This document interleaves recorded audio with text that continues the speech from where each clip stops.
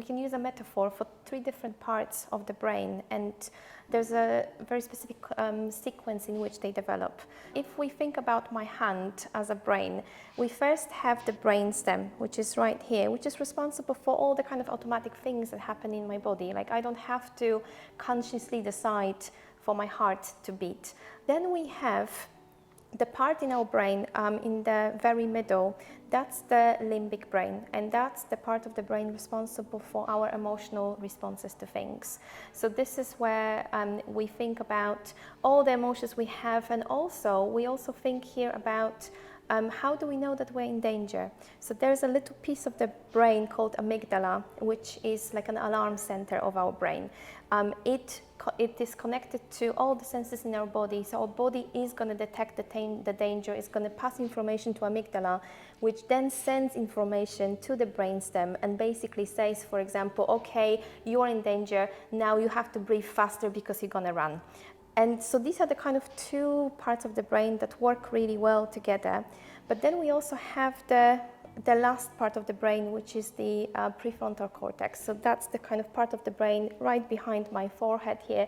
That's the one that's responsible for everything that really makes us human, such as empathy, cause and effect kind of thinking, when we think about decision making, planning, reflecting, all of it is there.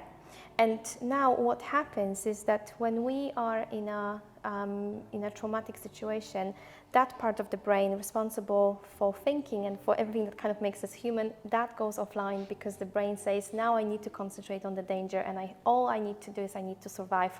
So what happens is that when everything goes well, these 3 parts of the brain develop. They have 25 years for that, so very, very slowly all these parts start working really well together. When we have an attuned parent, he's going to help the child develop the prefrontal cortex, so it's going to help the child think about their own behavior. It's going to help them think about what's going on there. And the child basically learns that, okay, I have my big feelings, but I can think about them, I can understand what's going on for me. When we think about developmental trauma, the situation is slightly different because the child has never experienced or experienced very little of having another person attuned to their needs and to whatever is going on for them. So that part of the brain didn't have much chance to develop as well as it has for children without trauma.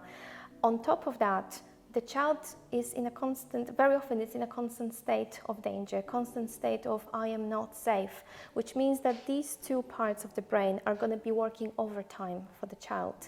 And what that means is that the child doesn't have enough time or space to develop self-awareness, to be able to think about their own experiences, to develop empathy for other people, because all the brain is trying to do is trying to help them survive.